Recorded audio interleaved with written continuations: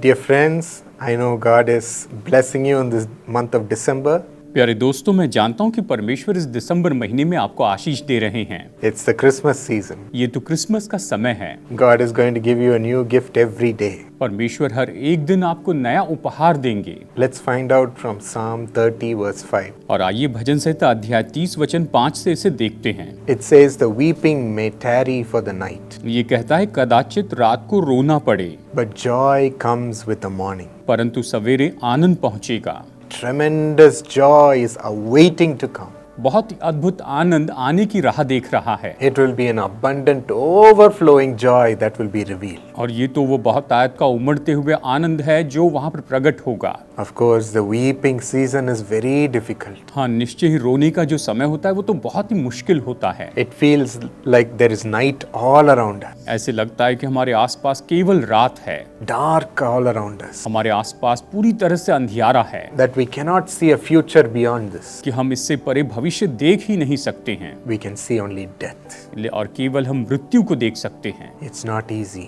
ये आसान नहीं है, But God has something good planned even in through that, my friends. लेकिन इसके बीच में भी परमेश्वर ने इसके द्वारा बड़ी योजना बनाकर रखी है। And we know through this verse, और इस वचन के द्वारा हम ये जानते हैं there is a time of joy that is coming. कि निश्चय ही आनंद का समय आने वाला है। So always look towards that joy, और इसलिए हमेशा उस आनंद की ओर देखते चले जाएं, so that we don't sink in weeping. ताकि हम केवल रोने में डूबे न रहें। Romans 8:18 says, रोमियो 8:18 ये कहता है, the present suffering is not worth comparing to the glory that will be revealed in us. इस समय के दुख और क्लेश उस महिमा के सामने जो हम पर प्रकट होने वाली है कुछ भी नहीं है। The glory that is coming is much greater और जो महिमा आने वाली है वो तो बहुत ही महान है compared to the present suffering. परमेश्वर की उसकी उपस्थिति की तुलना में। After you have suffered a little while, आपने कुछ समय तक दुख उठाने के बाद the Lord will establish you. परमेश्वर स्थापित करेंगे। That's what we sang in 2021. हमने 2021 में यही तो गाया था।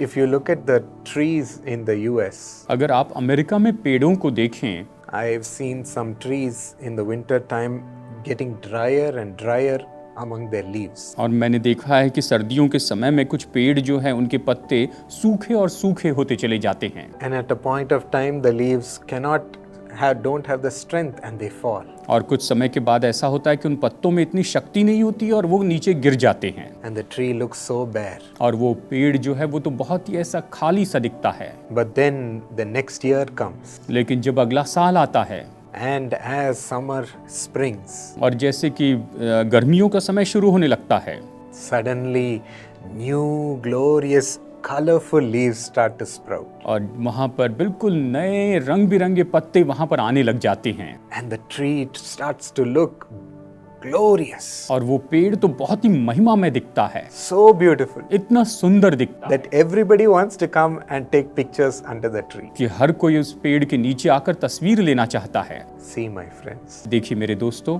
there is a time for that glory to come in your life. ऐसे आपके जीवन में महिमा आने के लिए समय होता है। So don't worry about this season of dryness and weeping. और इस समय ये जो सूखेपन का और रोने का समय है, इसकी आप चिंता मत कीजिए। Let us look and ask God for the joy that is coming. आइए परमेश्वर की ओर देखें और उस आनंद को मांगे जो आने वाला है। Lord, we strengthen ourselves in you. प्रभु, हम अपने आप को आप में बल देते हैं। We strengthen ourselves in you. प्रभु, हम अपने आप को आप में बल देते हैं। We do not become defeated because of the darkness today. प्रभु, आज अंधकार के कारण हम हारते नहीं हैं। Your plans are good.